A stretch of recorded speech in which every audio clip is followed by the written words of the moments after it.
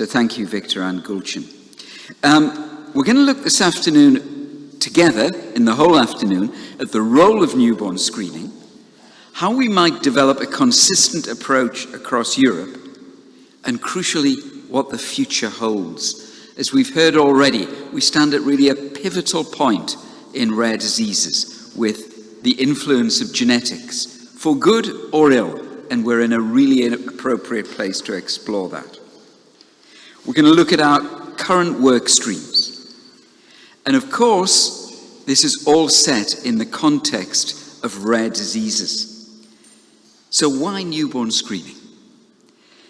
Well, I think in this room we all know that rare is a bit of a misnomer. Oops-a-daisy, that's it. Rare is a bit of a misnomer. And in fact, rare is common.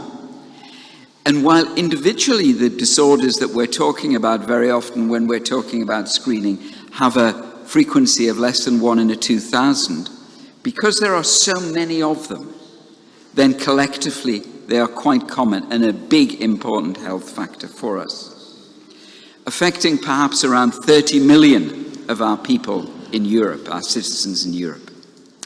I think it's equally clear that the best outcome for those individuals can be achieved if those disorders are recognized early and, crucially, treated appropriately. And that's the work of the European reference networks that you'll be hearing Maurizio talk about shortly. It also happens to be the most cost-effective way of treating those patients. And that's an economic benefit for our societies, but chiefly, of course, a benefit for the children and the families involved. So how do we detect these conditions early to give the best and most cost-effective and clinically effective outcome? Well, of course, it's partly about raising awareness within the general medical community, so that if a general practitioner sees a family with a child with a potential rare disease, they recognize that and make the appropriate referrals. But that's very difficult because there are 9,000 of them. And sometimes the presentation of those conditions can be quite general. And that's where screening becomes important. Screening shortly after birth, while the child is asymptomatic, to recognize those conditions. And indeed, that became the goal, I dare even say the obsession, 60 years ago of one man, Robert Guthrie, working in the US, who had a niece with phenylketonuria, and who was a microbiologist, set about describing a simple and inexpensive test that would enable the detection of that condition before irreversible brain damage spoilt the future of the child. He gave us that test.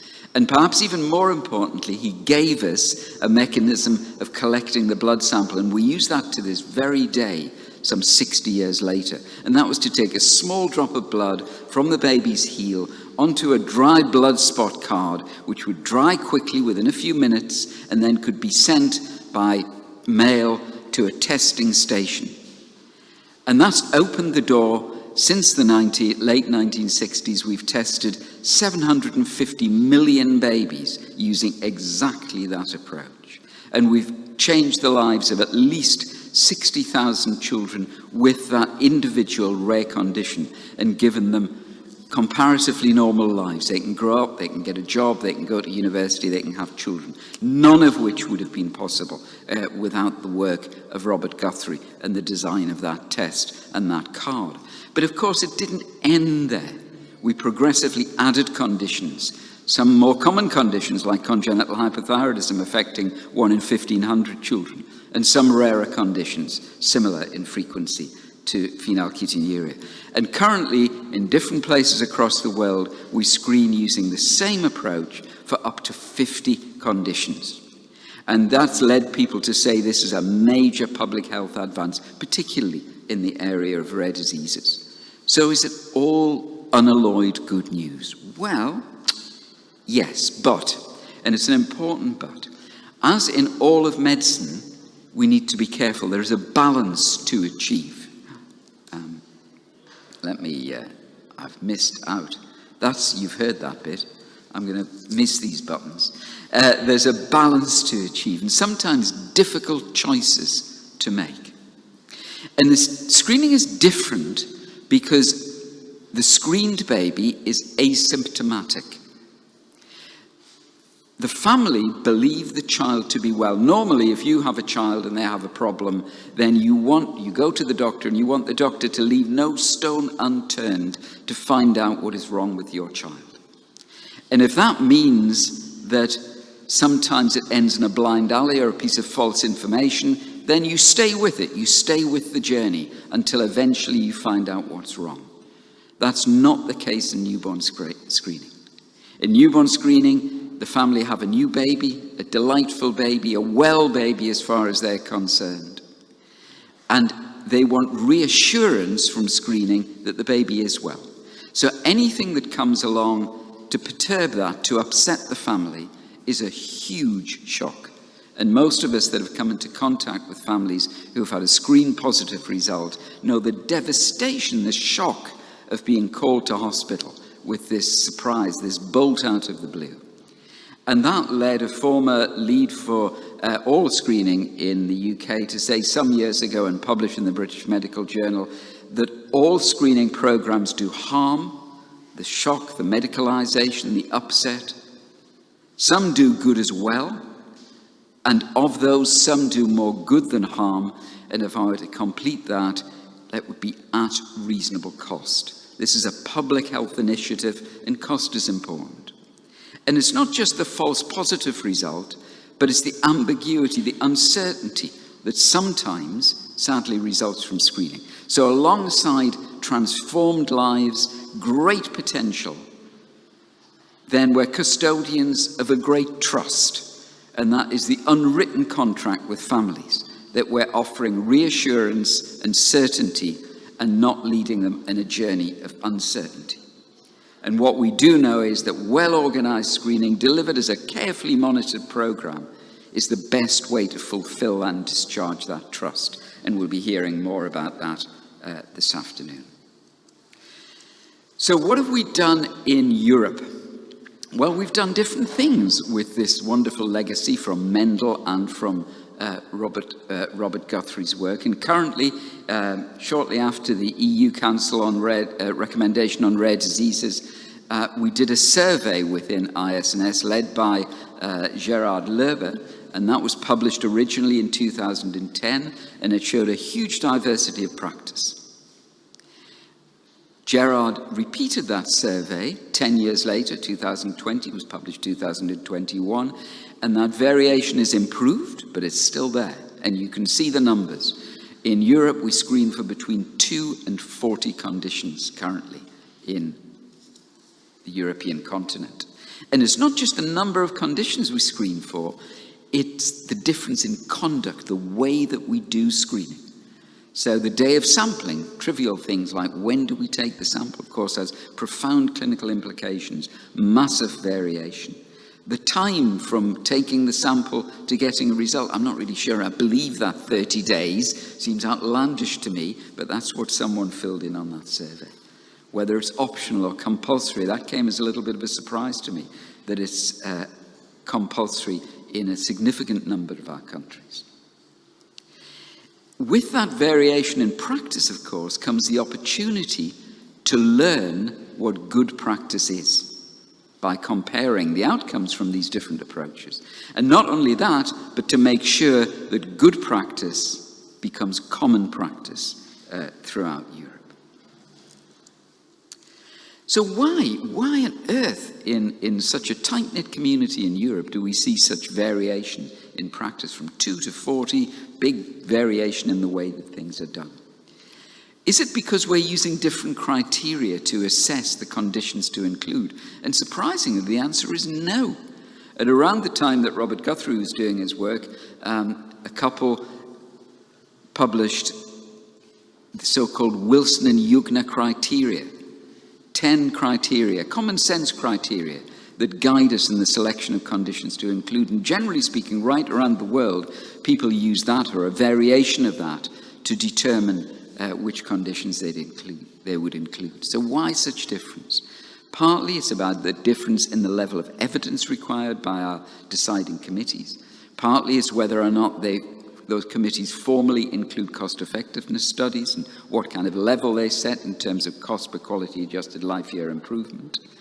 But very importantly, it's to do with the makeup of those committees. Those committees that are dominated by public health doctors wanting to balance the good and downside tend to have a conservative approach. Not surprisingly, those committees that contain a large proportion of practicing clinical doctors who see the damaged patients, and particularly if the committees also include a patient voice, then they just want to get the job done. They want this condition screened for. And of course, perhaps the truth lies somewhere in between. And it's that truth that we have a responsibility to find and to discharge. Why is this so important now? And it really is important, and we're in an ideal place to understand the importance of this. Firstly, of course, it's providing equity of opportunity, treatment and outcome for our children and their families within the EU. That's got to be top of the list.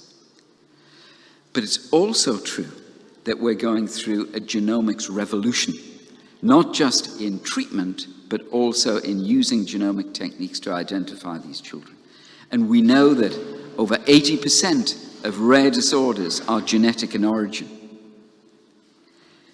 Nevertheless, although these genomic technologies offer great promise, they also bring with it huge ethical issues and practical issues about understanding what this information means. I was reading in one paper recently, if you do whole genome sequencing in children, then every individual child will have 5 million variations from a standard genome. 5 million in every child. What do we do with this information for these poor families wanting certainty and reassurance that their wonderful new baby is well? That's our responsibility, a huge responsibility. And what we definitely do not need is to be coming back in 10 years' time to find that the number of conditions screened has not 2 to 50 in Europe, but 2 to 500 in Europe. That's the challenge. So what are we doing in that space? Well, there are 2 large studies, and this gives us a particular worldwide responsibility because Europe really is leading the pack on, Europe really is leading the pack on this call. We have 2 studies, one of which you're going to hear from briefly this afternoon, the Innovations Medicines Initiative, Screen for Rare, aiming to include 18,000 children, and a Genomics England study looking at whole genome sequencing, looking to include 100,000 children. And both hope to begin in 2023, next year.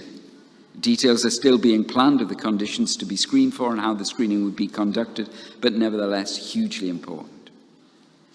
Both would consider the potential for treatable and actionable conditions, and is vital that we make policy that keeps up with this technological advance. So what have we been doing to improve that and to address some of that? Within this group called Screen for Rare, which is a collaborative of the European Reference Networks, ISNS, IPOPI, and other organizations, we've agreed 3 key work streams. You're going to hear from some of those this afternoon. Key case definitions, understanding in detail the conditions that we're screening for and how we confirm those. A renewed emphasis is on understanding what happens to those children once they've been identified and once they've had a screen positive result. The long-term outcome studies that lead to registry information. And then, of course, we said that there's a lot of variation in practice across Europe about the way that screening is done. And we're going to hear from Peter this afternoon about a blueprint for looking at how we might identify key performance indicators, do things well, and monitor that to remove this uncertainty and give equity for our families. What have we achieved in this so far? Well, we've brought this together under a single umbrella, Screen for Rare. We've formed an EU health policy platform. We have an MEP alliance group that are working with us to understand these and see how that might influence policy within the EU, including Roberta Metsola, the new President of the European Parliament, the first woman President appointed this year. And we've had a series of high-level meetings, of which this is one. This series began back in September of last year, included the Slovenian presidency, included a special ISNS-sponsored meeting looking at this kind of cohesion within Europe. And then, of course, International Neonatal Screening Day, which was celebrated across the world, including a meeting in the European Parliament. And perhaps appropriately, as we consider Mendel's legacy and the gift and the problems he's given to us to deal with, it's appropriate that we talk about this here. An impressive series of publications. Draw your attention to just one, which is looking at the potential for whole genome sequencing in newborn screening. And of course, our eventual aim is to form an expert group which can bring practical, reasonable, and sensible information to policymakers, not to tell them what to do, but to support their decision-making, not to replace national autonomy, but to make good decisions at a national level. So finally, our thanks really do go to brilliant and patient. Go and have a look around the museum. You'll be staggered by Gregor Mendel's patience and attention to detail. And that's good science and it's good medicine. Since then, doctors like Robert Guthrie have taken up that baton and applied it into the lives of families with tremendous results. And these programs have become an integral part of our public healthcare policy for rare diseases. But there is still much to do. And that's our responsibility, your responsibility, my responsibility. We must consider carefully how these new genomics technologies can't be pushed to one side, but nevertheless should neither dominate our thinking. They should be used by us to serve the families that we seek to serve. And that's a team effort. Parents, public, politicians, scientists, doctors, and the commercial sector working ethically together to bring the best outcome. There's really much to celebrate and much to do, and we do need your help if you're in this room today. Your voice and your contribution. Thank you very much.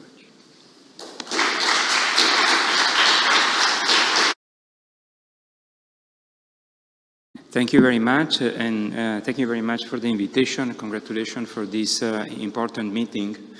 I'm very honored here to stand in front of you, speaking on behalf of the European Reference Networks as a key tool for the advancement on newborn screening, prevention of disorders. And indeed, I think that the newborn screening itself will benefit from the European Reference Network, as the European Reference Network has been told by Vytenis Andriukaitis, the former Commissioner of Health, who is, I consider, the father of the European Reference Network. He wanted strongly to have, for the first time and unique time in the world, the best centers of excellence grouped together in a network in order to create a critical mass to make a big achievement and a breakthrough in rare diseases. And he was judging the European Reference Network as really a revolution in medicine. And this European Reference Network took quite a while. Let's say that in 2002, for the first time, the rare disease patients went to European Commission telling that actually the rare disease patients are not B-class patients, but A-class patients. Then we have a different act because the European Commission accepted this suggestion. And in 2009, there was a Council recommendation. In 2011, there is the cross-border directive in which, in the Article 12, there is the article of the generation of the European Reference Network. And then with the implementation in 2015, we end up in 2017 with the creation under Mr. Andriukaitis of 24 European Reference Networks spanning all the 7,000 and so diseases. This is the galaxy, I say, of the European Reference Network. As you know, we are not disease-oriented, but we are organ and systems oriented, so we are taking care of all the different disorders divided in different organs like lung, metabolic, skeleton, heart, and whatever.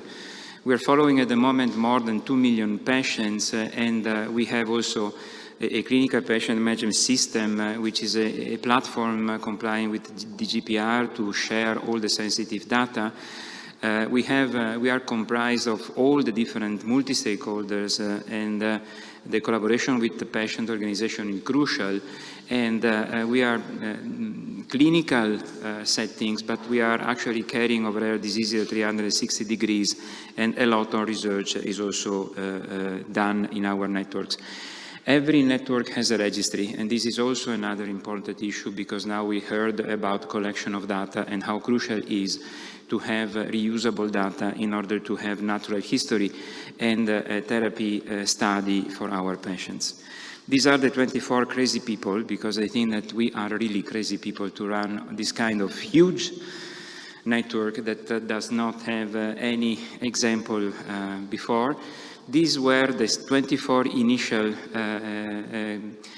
coordinators who were also renewed for the next 5 years. We are not a project, we are a program of the European Commission, so we will not end up to we have the money. And every 5 years we go other audits, and then we have renewed our commitment. We are working very much together. This is why I say that we are all very crazy, because we are more or less all the same. I have to say that working with these people since 6 years now, I'm sharing quite a lot of concern, of interest, of work, and indeed we made this European Reference Network Coordinators Group, which is an official group of the European Commission. Every year we change the chair. I was the first to create the governance and to create actually the group, and then every year we have one coordinator who is advancing our work. We are working with the European Commission, with the board of member states, representing the member state for the ERN, especially with the representative, and this is one of our major collaborators, but also with a lot of other stakeholders. We are not only hospital workers, but we are working also with preclinical and basic research institutes. This is the distribution in Europe. You see that we are in all the 27 countries. We are now involving 1,500 members, and I have to say that this must be a proudness of Europe, because I mean, it is for the first time, it is really a European unity. I mean, this is the demonstration that when we are working all together in Europe, we can create something very strong and very much beneficial for our patients. I can tell you that the concept of the ERN is really patient-centered. Here you see that there is a patient, there is a clinician in the center of this, let's say, atomium, since we were born in Brussels. And all together, we have hospitals, the members of the ERN, but we are working very much with the health authorities, with public health policy makers, with payers, because we have a lot of drugs at high cost, and researchers, because we need to do everything that is possible to delay, to speed up the delayed diagnosis that we have now. You can remember that the minimum delay of a diagnosis of a rare disorder is about 8 years. So I can give you just an idea of what an ERN is. This is the one that I'm coordinating, is the metabolic ERN. You see that we are present in all the 27 countries, in 101 providers, hospitals, and we are following in our database just the initial 80,000 patients, but we are involving more than 3,000 medical professionals from all the different specialties, and we are following all the metabolic disorder, the 1,400 and more metabolic disorder that have been classified so far. This, I think, should give proudness to Archibald Garrod, who is probably the father of the metabolism in the world. And 100 years ago, he was publishing really what we still call the inborn error of metabolism group. And next year, we will have a big celebration for that. And I think that he might be very proud of what we are doing, because he started from just 4 diseases. And now, over 100 years now, the situation in the metabolic is much more complex. I will not go through this table, but instead of having just a description of of diseases, now we know exactly what is the pathophysiology of the metabolic disorder. And as we've heard, we are not only studying the pathophysiology of this disorder, but we try also to prevent.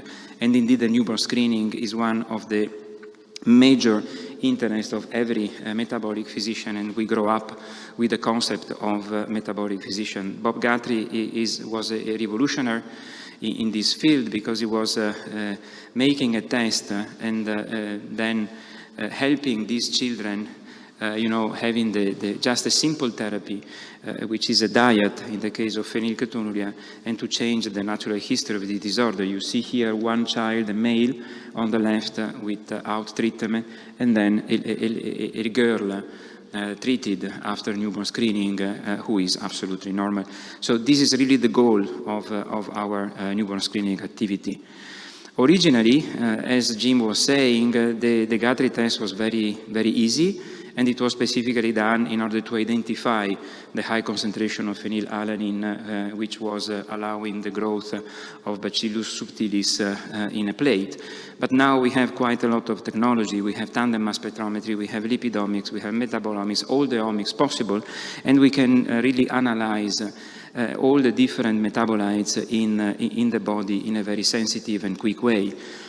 But this is actually, as Jim was saying, done in a very different way in Europe. Here is an updated map of what I know about the newborn screening in Europe, and you see that indeed there is quite of discrepancy and is giving quite a lot of inequality.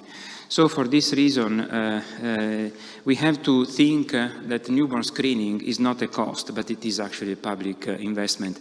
Speaking about newborn screening with some policymaker, one of the most important things I hear is that newborn screening has to be done to all the children, so we don't have the money for.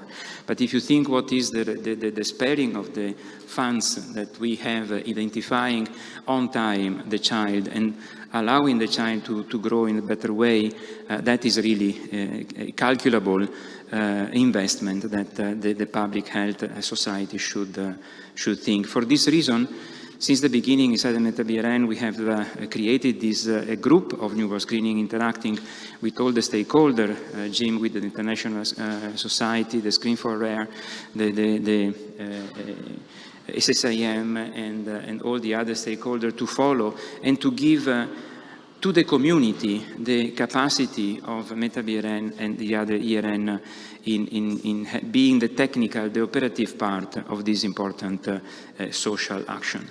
We were participating also in another important document, which is the RARE 2030, a foresight document, which has been drafted, led by Eurordis and together with the two ERNs, my ERN, the skeleton ERN, to pave a little bit how we want to work on rare diseases in 2030.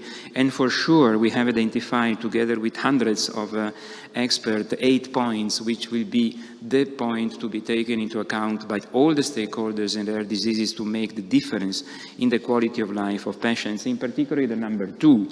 The number 2 recommendation is indeed to do everything to prevent, to quick, to speed up the diagnosis, which is really still, in 2022, too much late for these patients. Of course, you have heard about a lot about newborn screening. Everything is okay, but newborn screening is not a test. It's a system. It's something that is really putting the family having a positivity for a disease. It's a tragedy. So if someone is making newborn screening, the newborn screening cannot be considered only the moment of the birth and the test that we do on the birth, but the newborn screening should be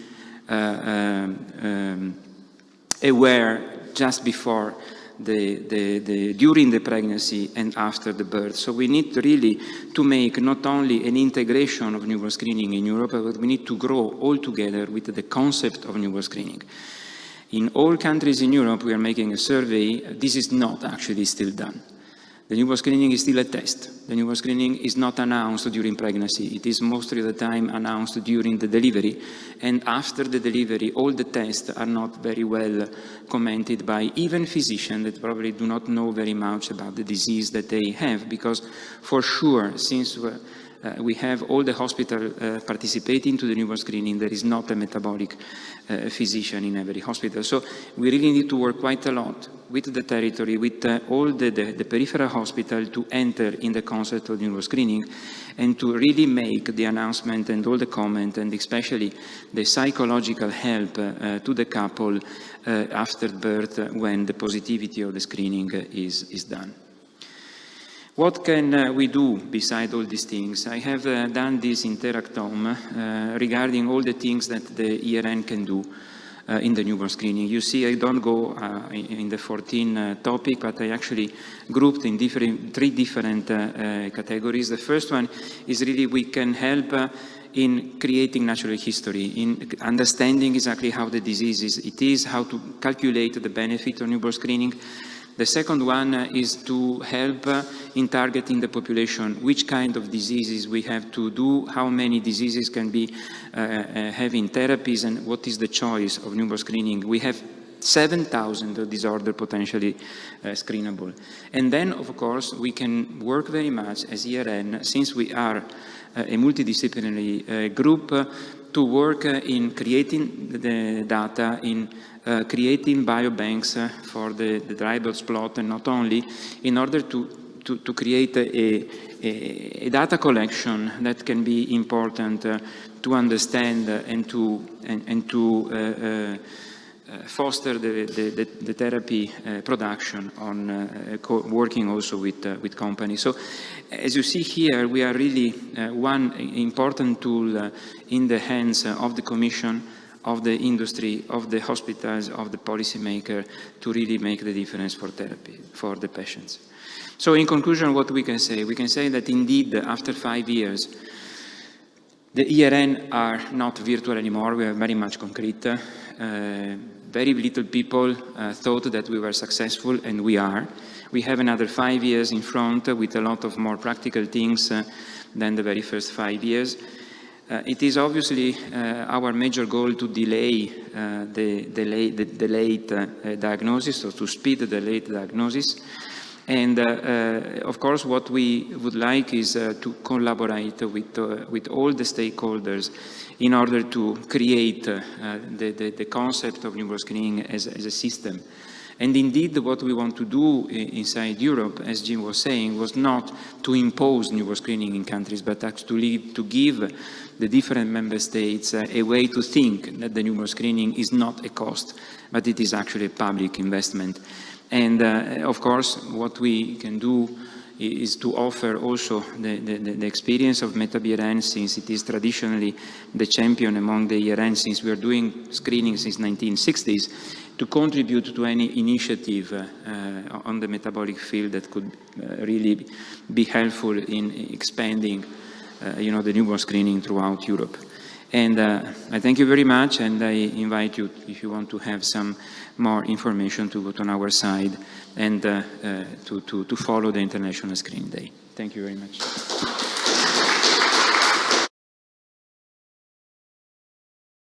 You have the floor, Peter. Thank you. Thank you, Gulcin. And actually, I'm representing ISNS in this meeting. Okay, so this is my first slide. These are results of an experiment with primroses. And with the background of this conference in mind, neatly adjoined to the Mendel festivities. Thanks, Victor. You may all anticipate who was the scientist behind these experiments. It was, of course,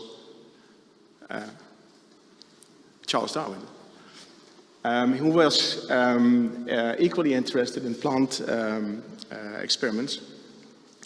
But he several times reproduced beautifully the 1-to-3 ratio, but failed to see the significance of that ratio. And it is a strong indication that it matters to count precisely, and then to recognize the meaning behind the numbers. And this is the way the ISNS counts, as already mentioned by Jim. And there's some things that Maurizio has mentioned and that Jim has mentioned that will come back in this presentation, but in another perspective. So in 2022, this paper was published by Gerard Luber and co-authors, and the paper covered 51 countries with almost 1 billion inhabitants and a yearly number of over 10 million babies. And our European colleagues were prepared to send in their best guesses and estimates on quite an extensive questionnaire on the state of neonatal screening in their country. And this is just one of the possibly over 100 parameters that were analyzed in the paper. This is the number of samples per laboratory that is analyzed in a year. That ranges from 0 to 116,000 per laboratory. And if anything, and the data that Jim showed indicated as well, neonatal screening in Europe is an extremely diverse landscape, potentially indicating the risk of causing inequity to citizens of Europe concerning all aspects of this important public health service, whether it be parent information, access to screening, adequacy of referrals, quality of diagnosis, and everything in between. So there is, and has been for many years, necessity to action. And how did we get from this recognition that the neonatal landscape is diverse and possibly holds serious gaps to more and more concerted action? And that's what I want to tell you in the next few slides. So efforts for more cooperation in neonatal screening in Europe date back to around 2008 or 2010.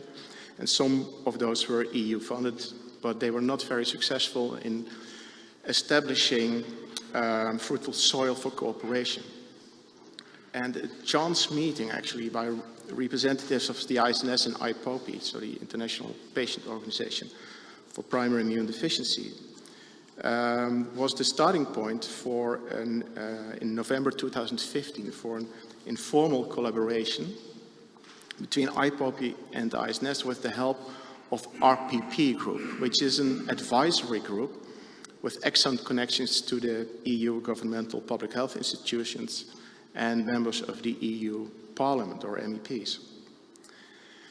Now, RPP was able to table the subject of neonatal screening with several EU top public health institutions, and in May 2020, Screen for Rare was formally established as a European stakeholder network for neonatal screening with IPOPI and the ISNS as founding organizations. And that kind of concludes, I need to show you this slide, actually. So I'm actually a bit behind here. So this is the landscape, this is the diversity of the landscape. And here is the defined birth of Screen for Rare, and this is how it continues. Screen for Rare reached out to the European reference networks for primary immune deficiencies, and also, so that's ER and RETA, and the reference network for hereditary metabolic disorders. And these two networks provided their support to the initiative and joined our collaboration. And the platform has also been in contact with representatives of the European Commission and of the European Parliament to continue raising awareness and stress the importance of this campaign. And while only 2 years in existence, we already reached quite some significant results, and Jim already mentioned those. And one I want to give a bit more attention, and that is this call to action. So the call to action coherently summarizes the first Screen for Rare goals for 2020 and 2021, namely to develop overarching guidelines in the field of newborn screening, develop an EU-wide platform on newborn screening for rare diseases, and pull from the expertise of recognized societies working in the field, including the creation of a European newborn screening standing committee, and also to cooperate to position the EU as the central point for data collection and information. And we heard in your introductory talk that this is an important focus point. We are very happy with that. So stakeholder organizations are now recognizing the activities of Screen for Rare and are applying to join. By joining, parties agree on a statement of adherence to the general principles, mission and goals of Screen for Rare. And that's a 3-page document. And here it suffices to state that Screen for Rare very much works in the spirit of the Wilson and Jungner criteria, and our 2008 and 2020 published modernizations. The last one was published by the WHO. So then in the second half of 2021, we organized 3 meetings, and Jim already mentioned those. I'll give you some more background. To further the call to action goals, and in September we had a joint meta-burn screen for rare meeting where we elaborated on those. And here, as I just mentioned, the initiative to prioritize aims and organize the work in work streams was born. Then in October 2021, Screens for Rare co-organized and an accompanying event of the Slovenian presidency of the Council of the European Union. And we already heard the title of that one, The Equity of Provision and Innovation of Newborn Screening Across Europe. And apparently everyone now realizes that it would be great to have those. So the idea behind this meeting was to establish continued attention by having these meetings once every presidency. So, of course, we are immensely grateful for the opportunity to table the progress and future perspectives here in Brno, and hopefully we can continue the series. And then finally in October 2021, at a pre-meeting to the 12th International Society for Neonatal Screening European Regional Meeting in Luxembourg, we met with European peers to further collaboration. And this infographic nicely sums up the achievements of all these meetings. The call to action is now translated in clear goals, defining clear case definitions, monitoring and evaluating the newborn screening system, setting up a newborn screening expert advisory committee, and developing a newborn screening module in the Unified European Registry for Inherited Metabolic Disorders, or IUMD. Well, we will see this back in the presentations of Rolf Zetterstrom and Stefan Kulker. And Screens for Rare strives to stimulate debate, also by publishing results. And so we did. So this is the infographic. And these are the publications. And certainly the take-home messages were that we need to address neonatal screening as an integrated system, as Maurizio already told. And we have many stakeholders and actors, and we are not merely a test. And then the key message of the International Journal of Neonatal Screening paper was that we have now 3 work streams to centralize our activities. And that brings us and me to work stream 1, a blueprint of neonatal screening in Europe. And Jim already alluded to that. And what do we consider a blueprint of neonatal screening? Well, it is a number of things. It is recognizing the newborn screening as a system, define the core elements, identify where standards may be helpful within these core elements, measure indicators to compare with these standards. Picture the current situation of all indicators based on vitally important information gathered by colleagues in Europe. So we need everyone in Europe to give us, to gather the data.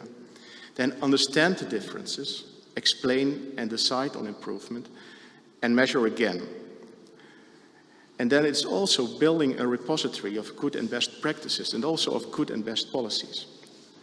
And to provide a platform for learning and exchange of knowledge, including pilot scheme data, so make them exchangeable.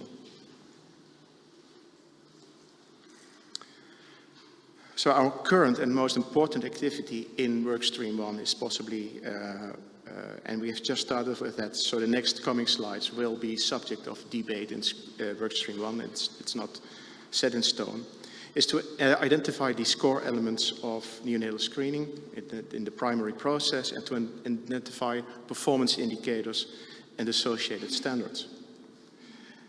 And to give an impression of how that may work, this is an infographic of the primary screening process that is designed to be generic enough to be recognizable by most screening professionals.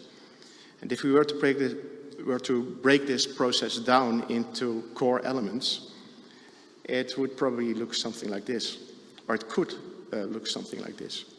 So core elements could be parent information, sample collection and transport to the laboratory, sample processing and laboratory analysis, with possibly the add-on of biobanking of samples that is sometimes performed by laboratories, but sometimes by independent entities. Then reporting of results to parents, referral and confirmatory testing, and then some elements that are easily forgotten, but are very important: clinical and therapeutic intervention, and short-term and long-term follow-up. What is done here in this slide is that we took one of the extensive tables from the Lubbock paper on the European State of Neonatal Screening, and you may appreciate that this is already a lot of data. If I were to overlay that with the core elements of the screening, as just identified, and connect the dots, so to speak, we can easily appreciate that we are looking at monitoring data for core elements. Sometimes, for instance, in the case of consent or length of storage, these data can fit several core elements.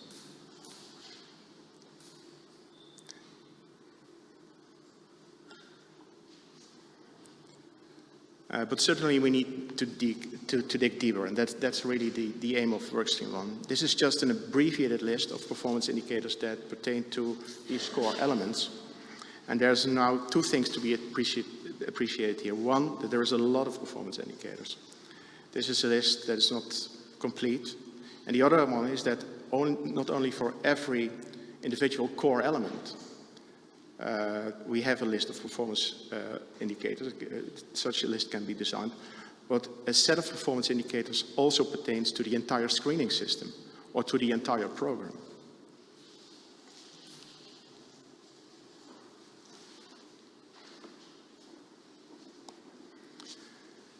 So in the next few months, we will continue this work to identify performance indicators for core elements, and I'm certain that we will be highly dependent on the help of Andrei Majek, who will present next and has already done a lot of preparatory work on this. I'm very excited to see that.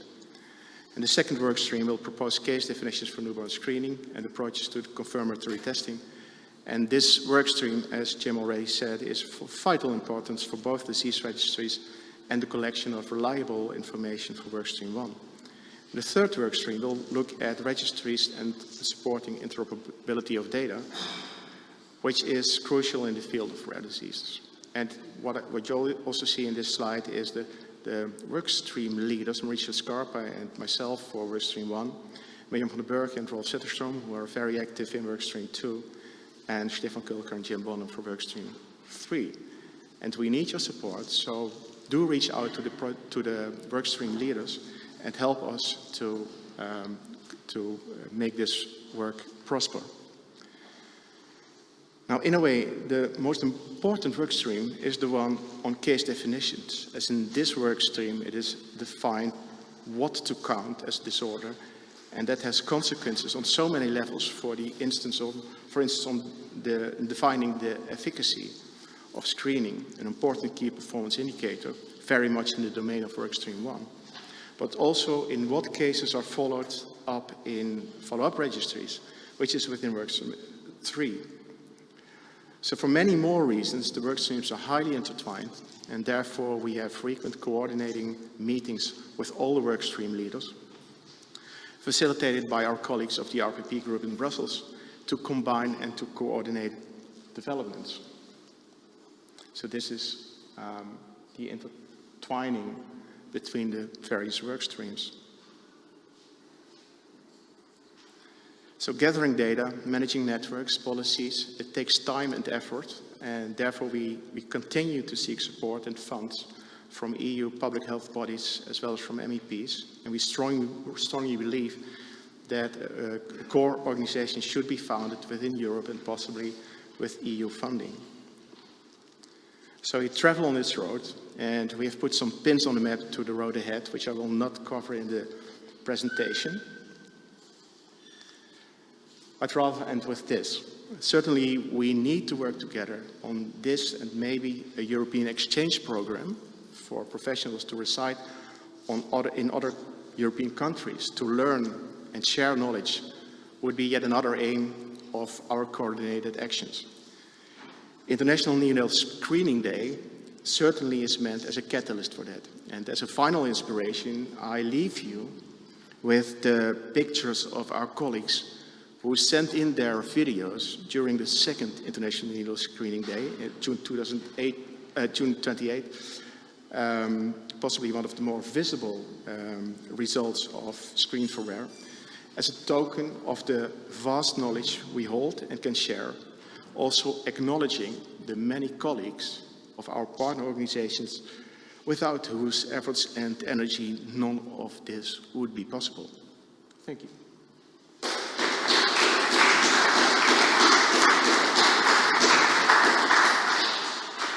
Thank you, Peter, for presenting us the overview of different work streams and putting things into bigger perspective.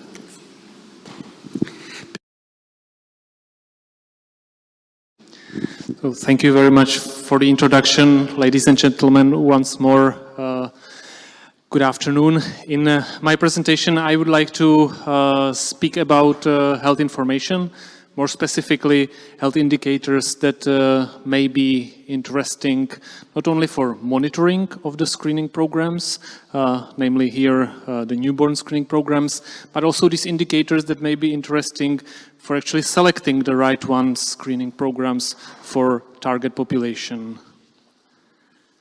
And good.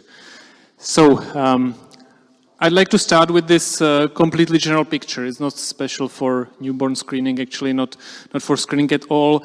To actually achieve impact in a health system, we should use evidence. And this evidence should be used throughout this so-called policy cycle. You probably can't see that very well, so I'll try to explain. First of all, you need to look at the population and understand the problem you have. And then you need to start to think about and actually design the solution that may help to improve that particular health problem. But of course, that's just the start. And then let's say the fun starts, and you need to implement that, but also to monitor, evaluate, and whenever you find any room for improvement, and you usually find a room for improvement, you need to adjust the program. And if I say evidence, that actually means many different things. You start with primary research, and that was actually something that we've seen most often at a conference like this we had in Brno these days. But then for particular users, you need to somehow work with the evidence and adjust the evidence for a particular user. You need a different form of evidence product for a patient. You need a different form of evidence product for a director of health insurance company. And usually you can't just rely on scientific studies, but you need also to do some evidence synthesis, or you need to some modeling to really be able to answer their questions. And this is maybe to explain where I come from the National Screening Center. We are established under the Institute of Health Information and Statistics, and it is indeed our bold ambition to somehow help stakeholders to engage and to help them navigate within this complex evidence ecosystem. And to do that, we also need to work with the population data, and it is very favorable that we work within the Czech Institute of Health Information and Statistics, and actually Czech Republic has very good national health information system backed by law and allowing to link data from different official registries. But still, this is not enough, and we now have quite a fresh experience that actually also for the national registries to be useful for this particular task of monitoring newborn screening, it's not enough what have been established, and we need to think very carefully how we can actually extend the data collection to make them really useful for the task at hand. And of course, this national health information system is not static. We need to extend it. For example, nowadays we are putting together a system to also involve monitoring of a new pilot screening for SMA and SCID. And it also, to be able to monitor, we also need external sources. And in the Czech Republic, we still need to rely a lot on a great work of our colleagues from the Coordination Center for Newborn Screening that have been doing aggregated survey. So these performance indicators are actually available. Still, it's very desirable to have those data available under the national system. So I would not now just like to reiterate the great summary that Maurizio and his colleague put together just recently. And indeed, the newborn screening need to be designed as an integrated system. And this, it was underlined that this integrated system should include organized selection of new conditions, but also producing the key performance indicators to secure continuous quality improvement. And let me now focus on the first topic. That means how to actually select the conditions for screening. And as was already very nicely said by Jim, we can't get that screening always needs to do just good. Actually, we need to think about the net benefit. Then that means we need to consider also potential harms arising from screening. If you attend screening, you can be normal, like negative, or abnormal positive. And it is very good, of course, if you're true negative. It's not so good if you're false negative. Something is missed. It's also not so good if you're false positive. But it's not also so clear whether if you are, according to the laboratory results and all the confirmations, true positive, whether it's always good. Because in screening general, we have the term of overdiagnosis. Diagnosis which is true positive according to all the scientific results, but actually this result is not actionable. The screening in that case cannot improve your quality or length of life. And so when considering screening, you really need to consider also the harms of screening, and it's not so easy task. And it was already mentioned that we have frameworks to actually consider benefits and harms and some implementation caveats. And this is the famous paper by Wilson and Jungner that is a basis for these frameworks.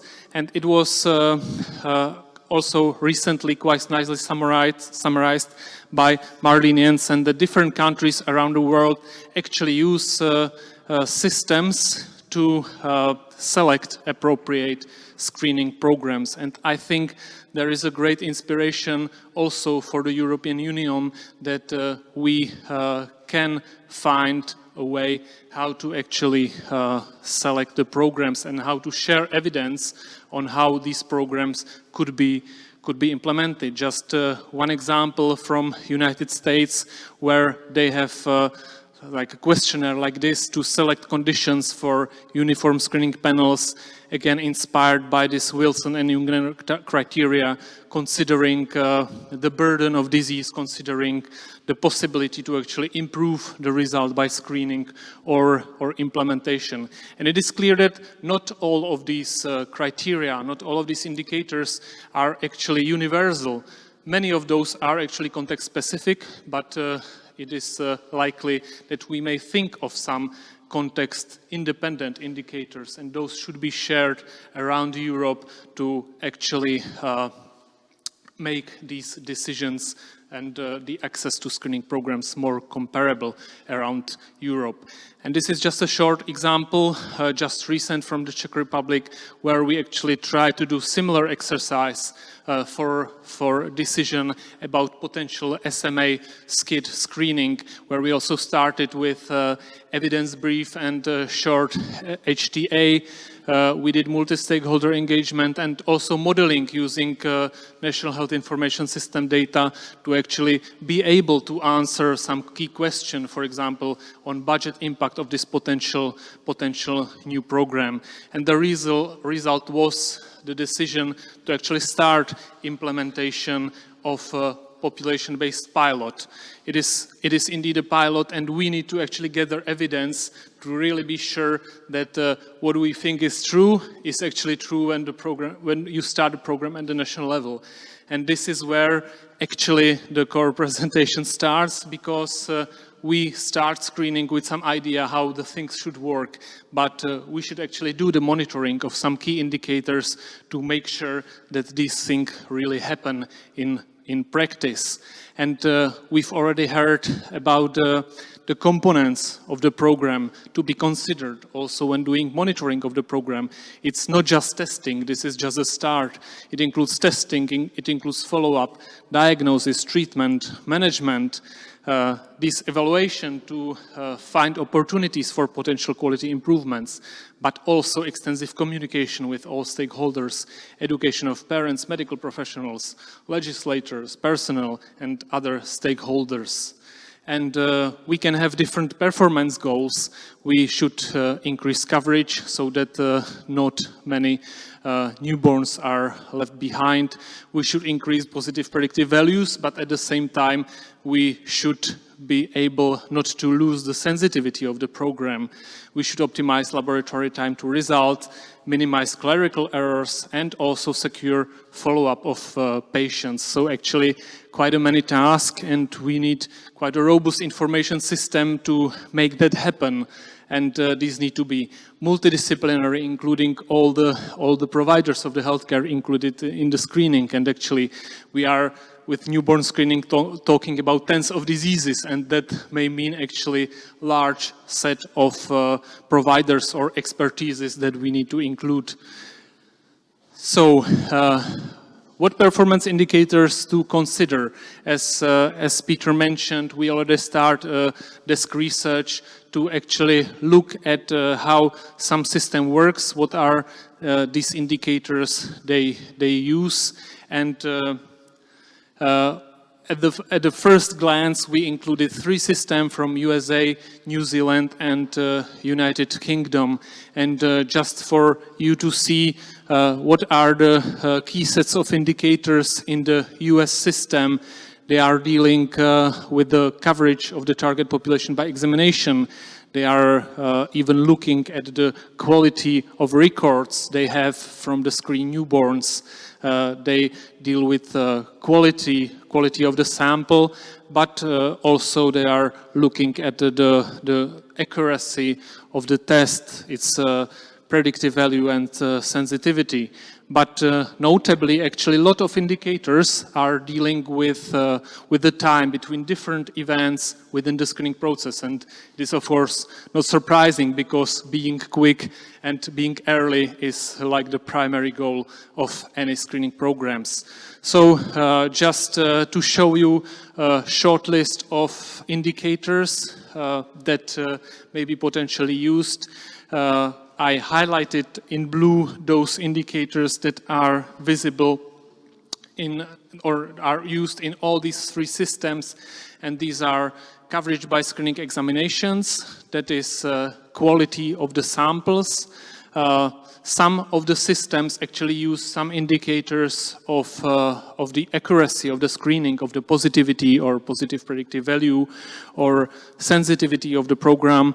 But again, indeed, a lot of these indicators, you can see its entire slide, and I think the presentation will be possible. So also for you to consider or comment, several indicators are shared that are dealing with timeliness of sample taking, of transfer to laboratory, but also timeliness of initiating the actual therapy in those children confirmed with the disease. So this is just an initial overview to think about. As Peter mentioned, there should be further steps. These indicators have not been included in this excellent review by Leber, so we would like to actually continue with putting this information together from more member states of European Union.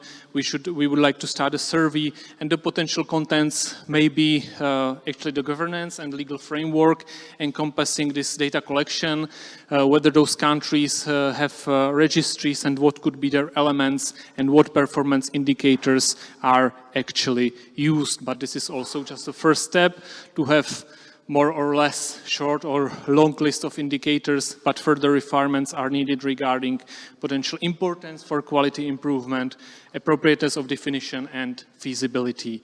And let me just shortly conclude with an example of what we have regarding cancer screening, which of course is not the same, but I think many elements are actually shared by different screening programs and public health programs in general. In the area of cancer screening, since 2003, we actually have European recommendations. So although the power of the European Union is limited regarding prescribing to member states how they should invest their money in health systems, the Council of European Union still did at least a recommendation. So it is now clear that in European Union, this is the minimum, or this is the adequate actually set of screening programs for cervical, breast and colorectal screening. And it might be extended, and this is actually the action which will be happening within the Czech presidency to actually update this recommendation on cancer screening. But this is just the beginning, because also European Union, following the issuing of these recommendations, issued actual guidelines and quality assurance schemes, so that indeed in European Union, when you are doing colorectal cancer screening, you have a reference guidebook on how to do it and how to evaluate it, how to share the results. And thanks to that, it was also possible to do similar exercise already twice for cancer screening programs, to have cancer screening indicators collected for different EU countries, so that it's not just there is like a plan what should be implemented within Europe, but we also have some monitoring how this recommendation is actually fulfilled by member states. So ladies and gentlemen, let me conclude with a few thoughts.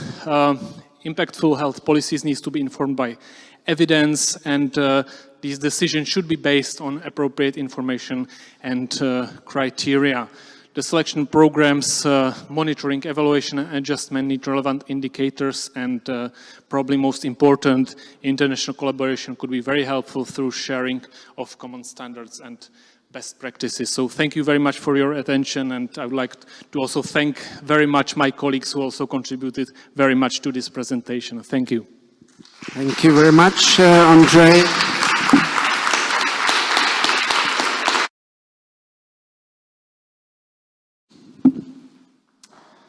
Velké díky za vaše pozvání.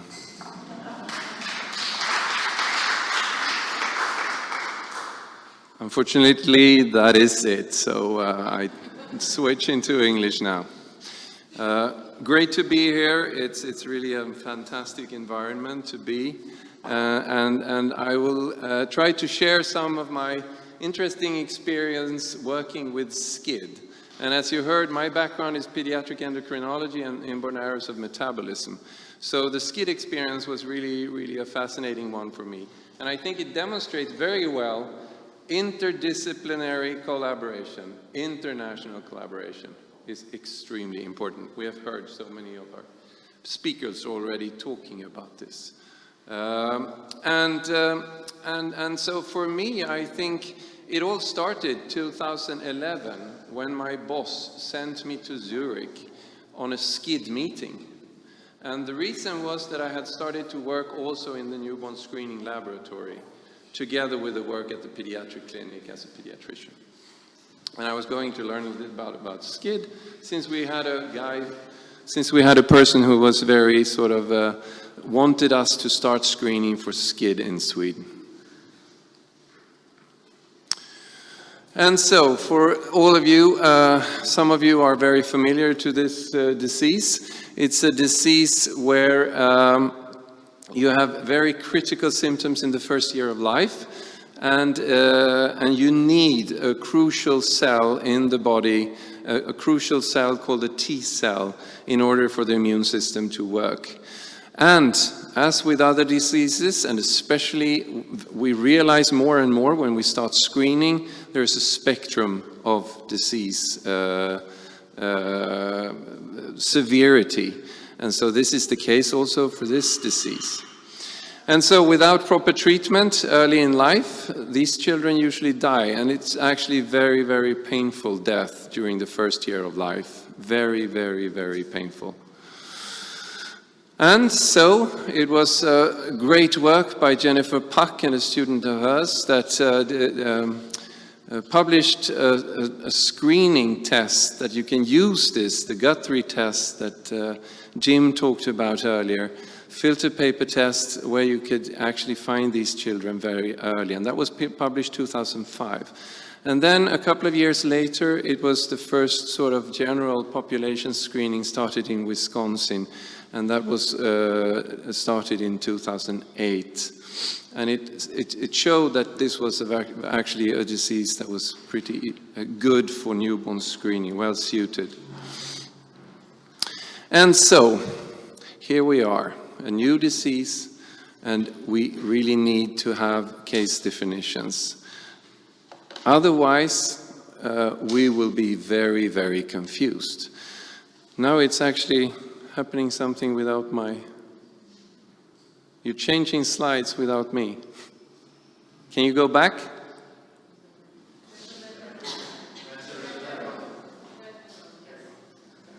Oh. Okay. No, it's... Yeah. Perhaps I pressed too much. Otherwise, it will be very, very confusing. And especially trying to understand the literature, you really need case definitions to understand what do people mean when they write things in their papers.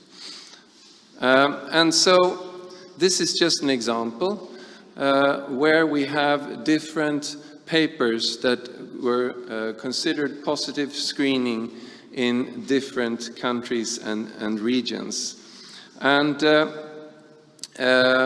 if you look here, if you look at the disease categories, SCID is one, that's the severe form. And then there are also other forms of the disease where you have milder forms with low T-cell number, but it's not SCID. It's other, not as severe, but other T-cell lymphopenias. And then those were considered screen positive, and in the end, what cases were defined as true positive cases in the screening? And in many of these papers shown here, patients with or children with disorders like those listed here were considered as positive in the newborn screening. Was that the aim for the newborn screening program? Not sure. So, this confusion is difficult to know the true workflow in the screening laboratory, which is extremely important for the work in the lab. Also, it's extremely difficult to know if the family were affected again by the newborn screening. Very, very difficult to understand from publications. And also, difficult to know when screening positive cases are closed. That is, if the children families are left alone. Jim talked about this. This is an immense stress for the families. And so we should not contact families without a reason. And also, the meaning of the very important thing that we measure and always ask for, positive predictive value in a screening program, is completely different from paper to paper. And so I just went to this fantastic exhibition by René Magritte, this wonderful painting. For all of you who haven't seen René Magritte, it's fantastic artist. There was a sort of work initiated, and it was actually Mirjam van der Burg who started this when it comes to the SCID work, to go through the literature more sort of in a sort of more like a researcher way of doing it. So do a systematic research and then look at the guidelines when it comes to severe immunodeficiency and primary immunodeficiencies, and then have a discussion together with other colleagues and discuss what are the definitions that we are to use. And so this actually ended up as the group together, and as you can see, I'm the only pediatrician with a background in endocrinology and inborn errors of metabolism in this group. But we were a very sort of a fun group to work with different aspects covering, as Maurizio said, the system, and Jim as well as other of you, the big system of newborn screening. And so we had very nice, interesting discussions and ended up with some thoughts.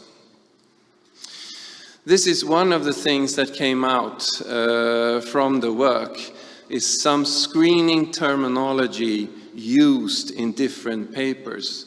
And that is actually, in some papers, you know, TREC positive could be meaning the same as in another paper, TREC negative, because of the way they write it and the way the assay is done. So this is really, really complicated. And retest, I don't know how many times I have tried to understand what do the authors mean by a retest. Do you need to go back to the family, or is it the same test in the card that you receive the first time, or what do you actually mean? Very, very difficult to know. So we had these very nice talks, evening talks, because we also had Jennifer Puck on board, who was in California, and we had a very nice sort of big screen where everybody was having their video camera on, and I think we had very nice talks together. Otherwise, all of you know that these meetings on internet can sometimes, some of them are very good and some of them become not as good as the other ones. But this time we had everybody could be on the screen at the same time, and I think it was really fun and worked very well. So we came up with trying to sort of digest some of the wording used and sort of summarized our thoughts, what we think that a retest actually means. A retest is not going back to the family, according at least to what we suggest here. Moreover, we also have some recommendations for the case definitions. And after having listened to so many presentations about SCID screening with positive predictive values that are extremely good, and then understanding that some of the guys include all of these other things, such as preemies, for example, the positive predictive value is not as good as it is. And so therefore, when we published a paper the first year when we did this population screening in whole part of Sweden, we actually had a positive predictive value for SCID and a positive predictive value for all of the other things in a table. And so this is sort of the summary of this work. And it's a paper that has been published, and starting with the C-specific terms and definitions for SCID. And also trying to get that together with some basic screening terminology from the screening lab. And this is something that I think we've been talking about it. Peter just mentioned it.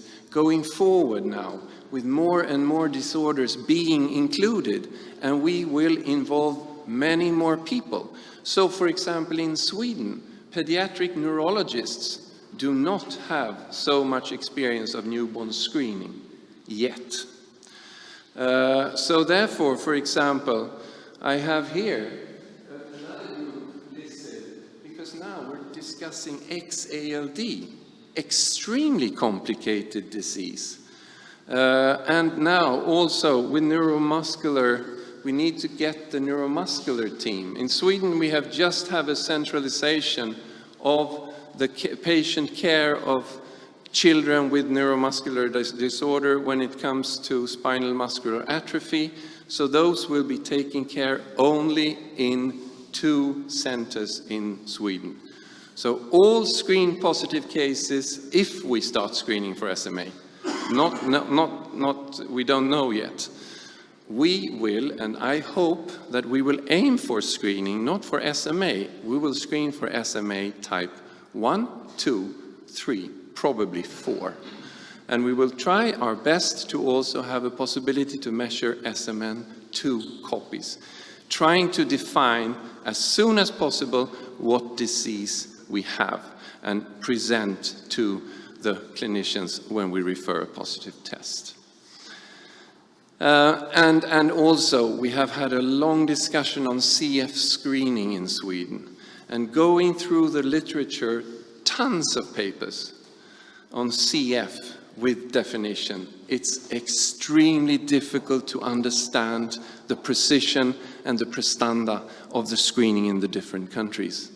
And going back, do we know when it comes to PKU? Do we know when it comes to CAH? A lot of people include non-classic CAH as well. So I think we have a lot of things to do. And our B12 deficiency, is that a disorder that should be included in the positive predictive value? So we have a lot of things to do here. But working together, hopefully, and I mean, the presenters before me have sort of emphasized the importance of being together, working together, trying to sort of to do this as good as we can. And I think that is our responsibility to the babies and the families. So I just want to end. I'm hoping that I was on time here. I just want to like to thank this brilliant team and Miriam van der Burg who sort of started all this. And the first time I heard her talk was at a meeting that Jim Bonham or James Bonham arranged, SCID's meeting, and I thought that this was really, really brilliant to bring up these things. So thank you all for listening. Thank you very much. Yeah, thank you for the kind introduction. And so, first of all, I apologize that I haven't made it myself to Bruno. So, hope you enjoy the talk also this way. So, the topic of my talk is really well connected to Bruno. And although for many of us, one P looks like the other, it was not the same to Gregor Mendel, because he recognized that there are not only similarities, but also differences, and that these differences are not by chance. They may follow some meaningful rules. And this builds really the floor for patient registries in assessing clinical outcome in newborn screening programs, but also, because also here we are going into deep phenotyping, looking into similarities and differences. So these are my disclosure slide. And so if we look into newborn screening, this has really started the era of preventive medicine, and it shifted the paradigm of medicine as it has been for hundreds of years, starting with the onset of signs of symptoms of a manifest disease, and so diagnosis and treatment started pretty late in the course of the disease. In order to prevent the onset of a disease, however, we have to diagnose individuals, preferably also already during the asymptomatic stage. This certainly comes with some challenges, and this is that during very early in the disease course, we have to identify, like we've already heard from Rolf Zetterström before, who is who requires treatment, who is at a risk of developing a severe disease, and who has a more attenuated disease course. This is quite difficult, and we need a lot of information in order to make a good job and differentiate this. We all know that newborn screening programs, as they are, suffer from some real-world limitations, and this has to do with the fact that many of the screened diseases have an incompletely understood natural history. And so therefore, prediction is quite often not as reliable as we wish to be. And this comes with the uncertainty about case definition and confirmatory testing protocols, and with the ambiguity concerning indication to treat. But even if we are identify an individual who requires treatment and we are sure about it, there is a knowledge gap about whether early implementation of treatment really has a meaning for the long-term outcome of this individual.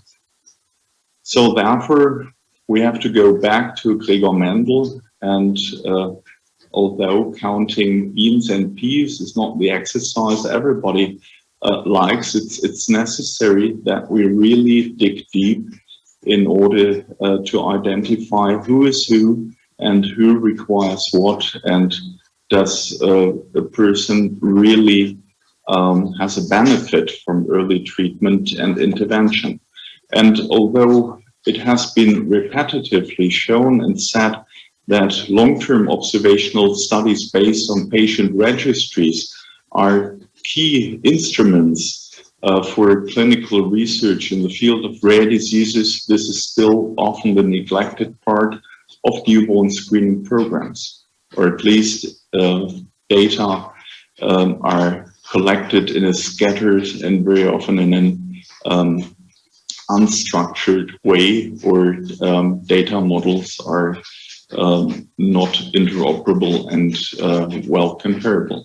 I will show you some results that we've made with long-term observational studies on newborn screening cohorts in Germany and in Europe. And so we have started this more than 20 years ago in Southwest Germany, focusing on the cohort that we have established in the newborn screening lab in Heidelberg, covering about 20% of screened individuals in Germany. Although this is already quite a significant cohort, we've learned that we have to reach out to national cohorts in order to get enough data to draw conclusions in less than 10 years, because these are all pretty rare diseases. And even then, we may have to reach out to other countries in Europe and abroad in order to get a significant number of individuals on board and follow them in a structured way. And so along the path, the UOMD registry now is the first registry which allows to cover all known inherited metabolic diseases, and within workstream 3, where we work on establishing a newborn screening module, this will be the template registry where we will test this first, and then this can be distributed to other European countries and abroad in order to help collecting data in an appropriate way, so that data can be shared and we get sufficient sample sizes. But what do we already know how patient registry can be used to improve newborn screening programs? So if you look to the German cohort and we look from a bird's eye perspective, we can say, well, this is really a highly effective program, because the majority of screened individuals with inherited metabolic diseases have a pretty normal neurocognitive development if you look to the different stages until school age we have looked at in this study. However, we should not be too much content and confident with this result, because if we dig deeper, we see that really, as already said before by other speakers, we have to understand that newborn screening is a program or a system and nothing else. So therefore, we have to look into the performance of all the different team players and try to optimize each individual contribution as much as possible in order to achieve the best possible result. What we have learned is that we have to really put an eye on the diagnostic process quality, because we deal with diseases that can present with a potentially lethal neonatal onset, so every day counts really. And if we look into the data here, you see that the first report to Sandra has been much improved over the years, and also the age at dried blood plot sampling by the Sandra has improved. However, the transport interval has not. So that means really we have to look at this, and this can be done by patient registries as well. And as said before, we are dealing with diseases with potentially lethal neonatal onsets. And you can see in this group here and in this group here that we have a few individuals who have had a neonatal onset because the newborn screening result was too late, or on the other hand, the disease manifestation was too early to allow to have the result there in time. Although this is disappointing, we've also learned that not every neonatal onset always results in a permanent disease manifestation in the long run. However, for some of these diseases, it really has a meaning for the whole life of the individual. Coming back to what we can also learn in terms of case definition and phenotypic diversity, I would give an example on isovaleric aciduria, which we have known in its severe form already during the pre-screening era. This disease has given a high neonatal mortality and cognitive dysfunction in the survivors. However, with screening, we've learned that there is also a mild phenotype which has been unrecognized before, and then it took years in order to understand how much treatment, and if so, these individuals require.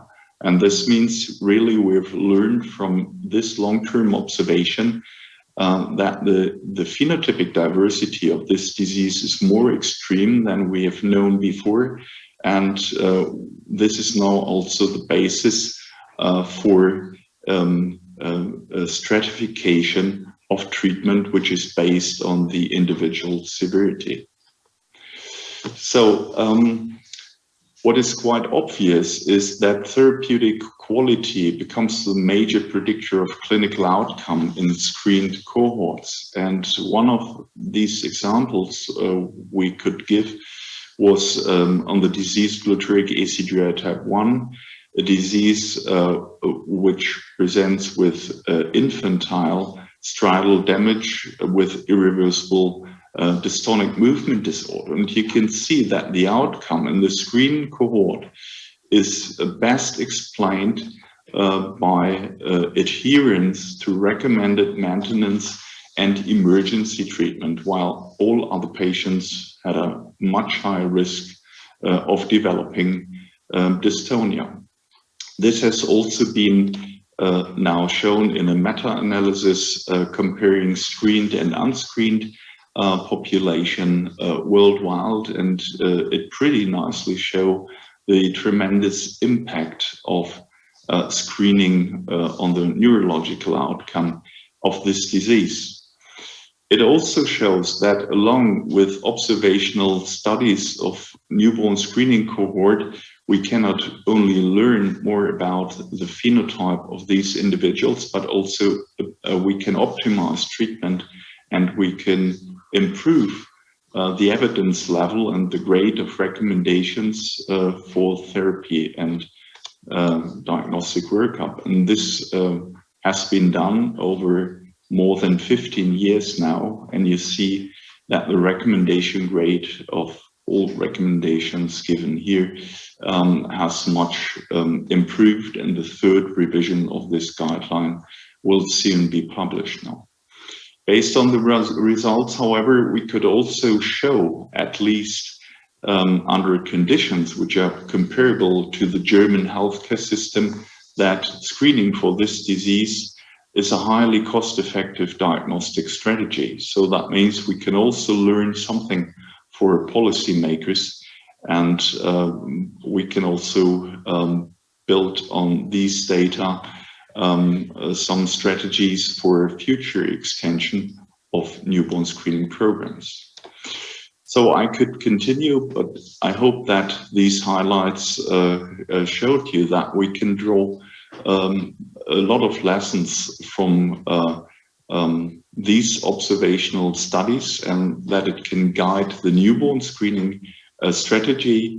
And although these studies in general on inherited metabolic diseases, which I've presented here, show that screened individuals had a favorable clinical outcome in general, we should not be too satisfied with this, learning that this outcome depends on a lot of different parameters like optimal diagnostic process quality, optimal clinical care and treatment, and the prescription of treatment and follow-up of patients by a multi-professional expert team.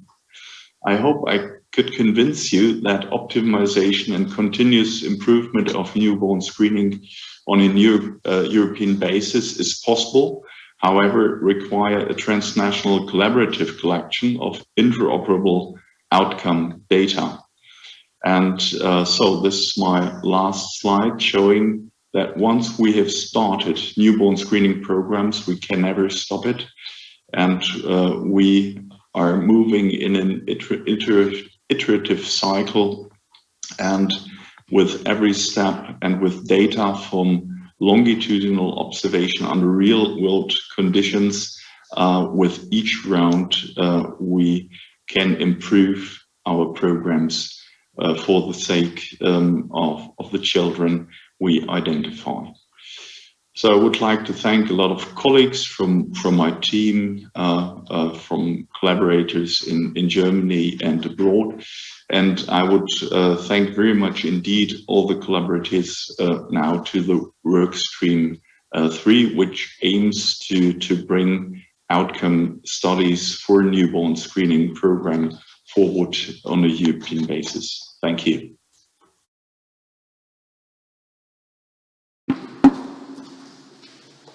So good afternoon, everyone. I know my task is difficult because I only have 3 minutes before our coffee break begins. I'll try to be very brief so that I don't take away your time off and some fresh air.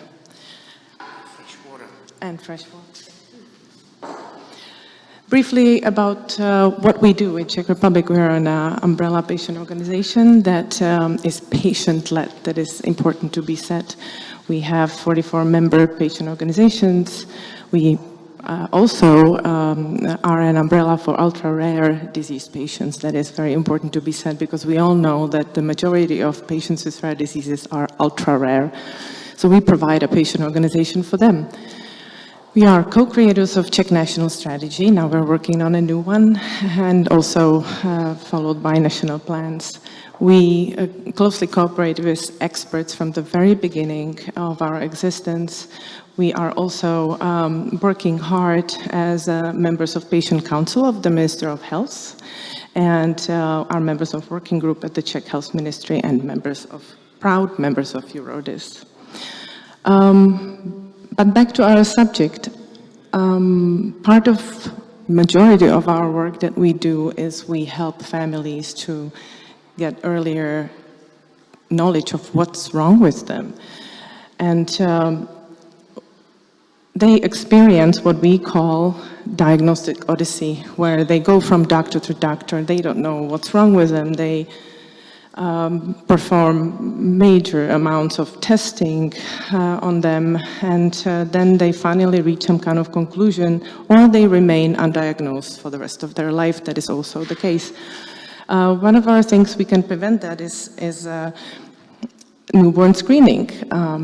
I wanted to show you how many children are born here in the Czech Republic, and as you can see, it's going down dramatically since 1920s. It's about half compared to that, and I hope we'll have somebody to screen later. It's important that we have newborn screening, and you know, hearing all the speakers before me, yes, it is terrible news if you have a newborn baby and the doctors come and tell you the news that they suspect some kind of a rare disease. But let me tell you, from all the families that I've worked with, all value that knowing is good, and they want to know. We screen mostly for genetic diseases. Most of them have pediatric onset, and they're chronic and progressive, and it is important to know, because if we know, we can do something about the quality of life.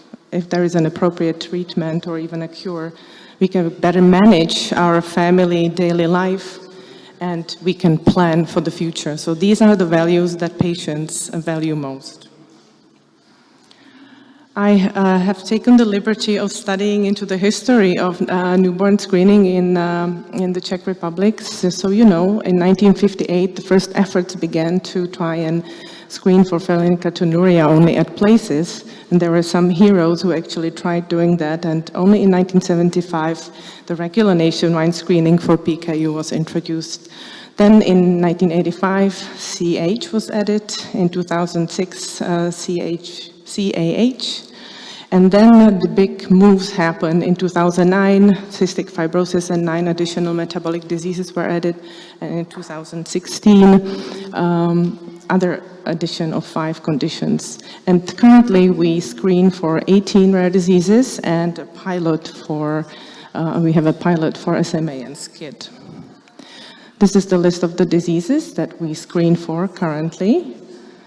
Plus, as I mentioned, the nationwide pilot program for SMA and SCID, it's from January 2022, and it's voluntary, but it's based on informed consent from the family, from the mother, that has to be informed and agree that, that the test is performed, unlike the other rare diseases that are regularly done without informed consent. We have to say that it was initiated by experts with support of patient organization SMACI. As you can see on this side, on the other side, I will talk about their support in a little bit.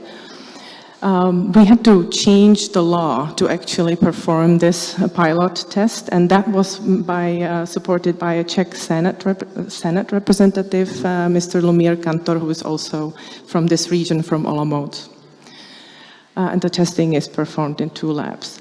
Why we think, or we are sure that patient involvement, even during a newborn screening, is crucial, is that they can help decrease the burden of when you actually receive the news. What we have right now, we have SMACI, which is the patient organization, actively engaged. So when they actually detect the families with the diagnosis, they come at a rescue and explain in lay what it means, what is the life with that disease and what can be done, how they can prepare. They also answer questions within the helpline for the NBS pilot. So I think the patient representative involvement, especially shortly after the diagnosis is told, is crucial, and it can decrease the burden. For your information, the pilot as of now, we have 3 newborns with SMA detected. 2 of them already received gene therapy, and 5 newborns were detected under suspected SCID, but only 1 was confirmed and already received bone marrow transplant from a family member. This picture was here. I only put it there just to show the inequalities within EU. And to conclude, we need a collaborative action. And I can see there is one happening, and I'm very happy about it. And we really, as a community of family with rare diseases, we are of an opinion that all newborns should benefit from newborn screening program equally in every country. And therefore, in 2021, EURORDIS has prepared 11 key principles behind which the rare disease community stands fully, and we are expecting that these key principles will be met. Thank you for your attention.